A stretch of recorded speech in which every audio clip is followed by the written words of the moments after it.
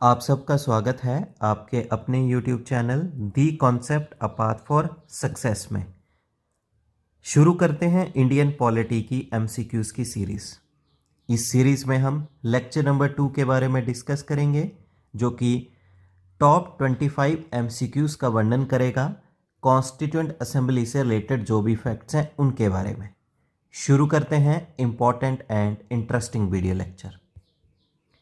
पहला क्वेश्चन है आपके सामने, संविधानिक सभा ने इंडिया की मेंबरशिप कॉमनवेल्थ के लिए रेटिफाई किस वर्ष की? ए ऑप्शन मई 1947, बी ऑप्शन मई 1948, सी ऑप्शन मई 1949, डी ऑप्शन मई 1950। सही आंसर है मई 1950। C is the correct answer. दूसरा प्रश्न है आपके सामने, संविधानिक सभा ने जो नेशनल फ्लैग है वो अडॉप्ट किया किस तारीख को? ए ऑप्शन 3 जून 1946, बी ऑप्शन 22 जुलाई 1947, सी ऑप्शन 15 अगस्त 1947, डी ऑप्शन 26 नवंबर 1949। तो नेशनल फ्लैग को अडॉप्ट किया गया 22 जुलाई 1947 में। B is the correct answer. अगला प्रश्न है आपके सामने, संविधानिक सभा ने नेशनल एंथम यानी राष्ट्रीय गान को अडॉप्ट किस तारीख को किया? ए ऑप्शन 24 जनवरी 1950, बी ऑप्शन 22 जुलाई 1947, सी ऑप्शन 15 अगस्त 1947, डी ऑप्शन 26 नवंबर 1949। सही आंसर है 24 जनवरी 1950। A is the correct answer. अगला प्रश्न है आपके सामने, संविधानिक सभा ने नेशनल सॉन्ग यानी राष्ट्रीय गीत को अडॉप्ट किस तारीख को किया? ए ऑप्शन 24 जनवरी 1950, बी ऑप्शन 22 जुलाई 1947, सी ऑप्शन 15 अगस्त 1947, डी ऑप्शन 26 नवंबर 1949। तो राष्ट्रीय गीत जो है वो है हमारा वंदे मातरम, और इसे अडॉप्ट किया गया संविधानिक सभा के द्वारा 24 जनवरी 1950 में। ए इज द करेक्ट आंसर। अगला प्रश्न है आपके सामने, संविधानिक सभा ने डॉक्टर राजेंद्र प्रसाद को भारत का पहला राष्ट्रपति इलेक्ट किस तारीख को किया? ए ऑप्शन 24 जनवरी 1950, बी ऑप्शन 26 जनवरी 1950, सी ऑप्शन 15 अगस्त 1947, डी ऑप्शन 26 नवंबर 1949।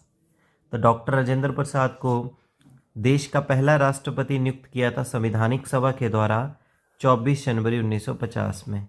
ए इज द करेक्ट आंसर।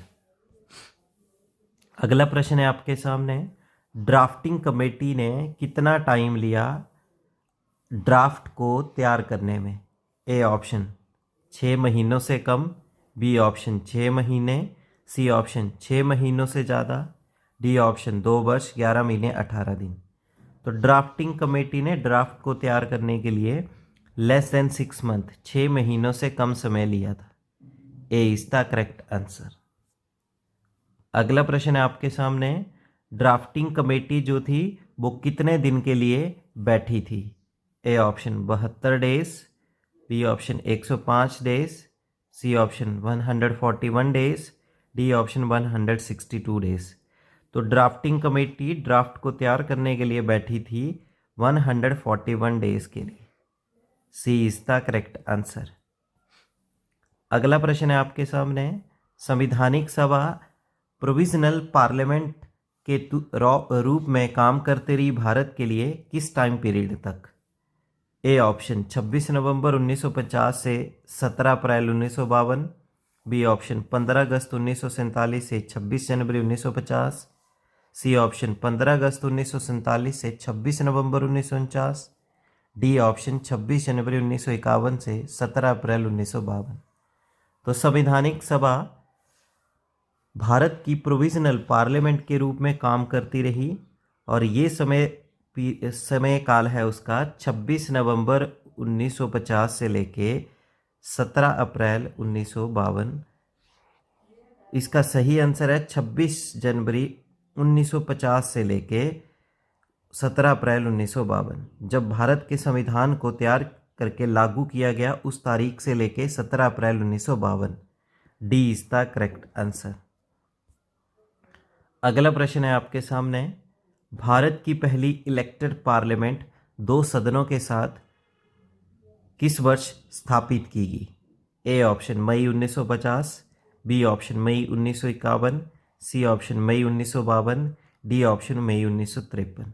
तो जैसे हमने पिछले क्वेश्चन में बात की कि संविधानिक सभा प्रोविजनल पार्लियामेंट के रूप में 26 जनवरी 1950 से लेकर 17 अप्रैल 1952 तक काम किया।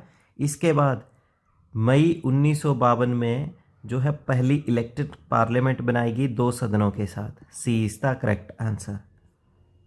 अगला प्रश्न है आपके सामने, संविधानिक सभा ने भारत के संविधान को तैयार करने के लिए कितनी कमेटियों की स्थापना की थी? A option 18 committees, B option 20 committees, C option 22 committees, D option 24 committees. सही आंसर है 22 कमेटीज, 22 समितियों की स्थापना की गई थी। सी इज द करेक्ट आंसर।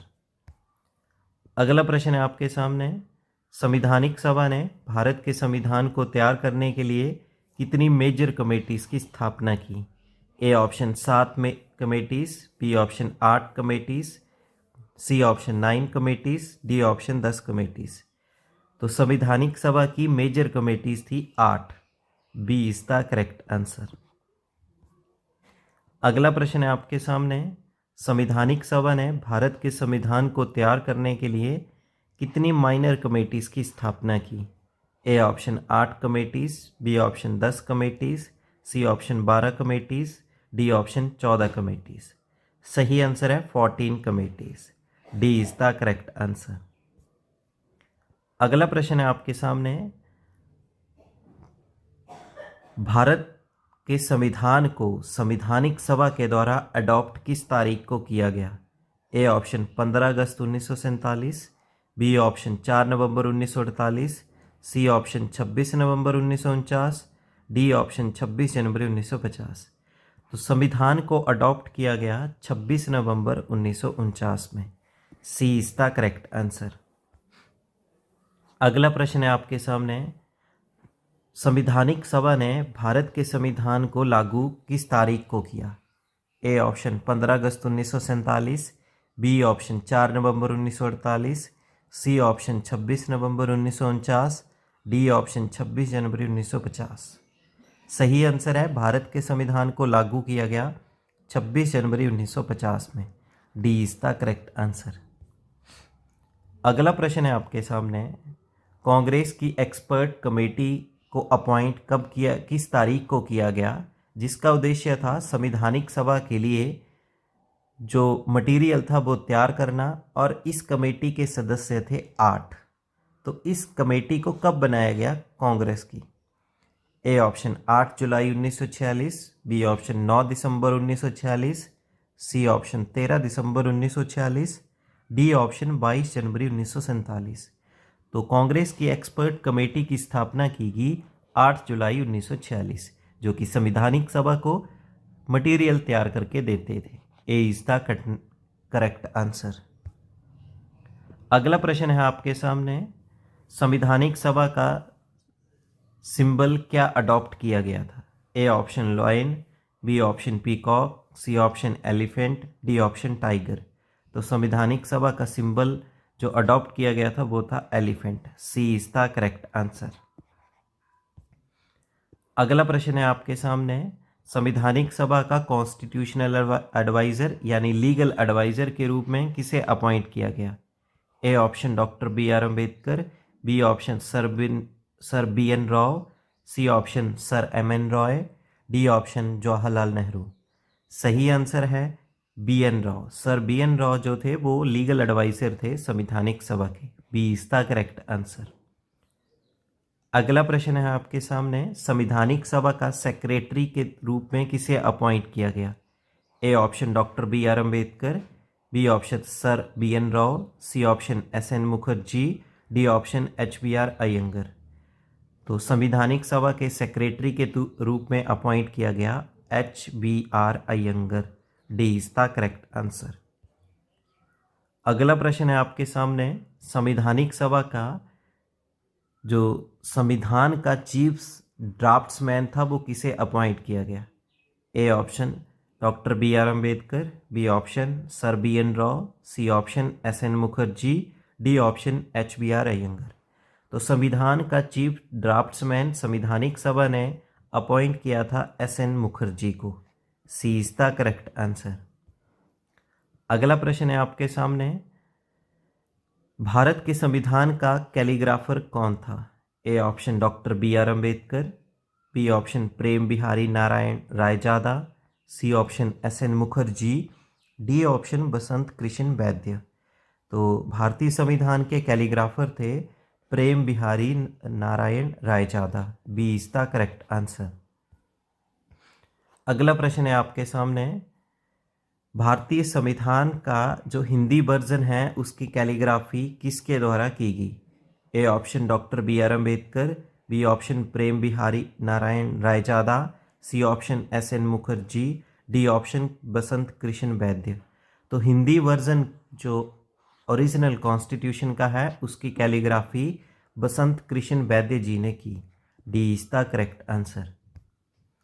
अगला प्रश्न है आपके सामने, संविधानिक सभा में सबसे अधिक रिप्रेजेंटेशन किस समुदाय की थी? A option Hindus, B option Muslims, C option schedule caste, D option Sikhs. सही आंसर है Hindus. A is the correct answer. अगला प्रश्न है आपके सामने, संविधानिक सभा में कुल महिला सदस्य कितनी थी? A option 13, B option 15, C option 17, D option 19। सही आंसर है 15। B is the correct answer. Last अगला क्वेश्चन है आपके सामने, संविधानिक सभा की इनमें से कौन सी सदस्य थी? A option Rajkumari Amrit Kaur, B option Sarojini Naidu, C option Sucheta Kripalani, D option all of these. तो ये भी संविधानिक सभा की सदस्य थी, सरोजनी नायडू भी, सुचेता कृपलानी भी। तो इसका सही आंसर आएगा all of this. D is the correct answer. Last प्रश्न है आपके सामने, जो भारत के संविधान है ओरिजिनल कॉन्स्टिट्यूशन जो है वो क्या क्या कंटेन करता था? A option preamble, B option 8 schedule, C option 22 parts, D option all of this. तो ओरिजिनल कॉन्स्टिट्यूशन में एक प्रियम्बल था, 8 शेड्यूल थे, 22 पार्ट्स थे, 395 आर्टिकल्स थे, इसीलिए करेक्ट आंसर आएगा डी ऑल ऑफ दीज। तो इस तरह से इस इंडियन पॉलिटी की टॉपिक वाइज एमसीक्यू सीरीज का हमने लेक्चर नंबर 2 देखा, जहां पे टॉप 25 एमसीक्यूज देखे जो कि वर्णन कर रहे हैं संविधानिक सभा के फैक्ट से संबंधित। उम्मीद है ये वीडियो लेक्चर आपके यूपीएससी, एसएससी, स्टेट, पीसीएस सभी एग्ज़ाम के लिए बहुत ही ज़्यादा इम्पॉर्टेंट है। वीडियो लेक्चर को लाइक करें, अपने वैल्यूएबल कमेंट करें, ज़्यादा से ज़्यादा वीडियो लेक्चर को शेयर करें और आपके अपने YouTube channel the concept a path for success को शेयर करें एंड सब्सक्राइब करें। Thank you. जय हिंद, जय भारत।